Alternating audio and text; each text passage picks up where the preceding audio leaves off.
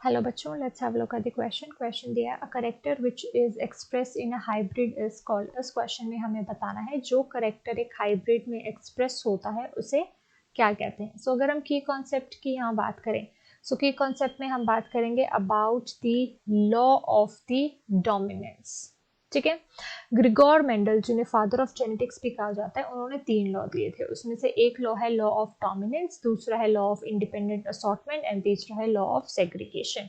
So law of dominance के according ये चीज थी कि एक जीन है, ठीक है, जीन के पास फॉर्म होती हैं, जीन के पास प्रेजेंट होती हैं ऑल्टरनेटिव फॉर्म्स, और इन ऑल्टरनेट फॉर्म्स को हम कहते हैं एलील्स। जैसे कि अगर हम हाइट ऑफ जीन की यहाँ बात करें, सो ऑल्टरनेट फॉर्म हो जाएगा या तो हाइट टॉल होगी या तो हाइट ड्वार्फ होगी।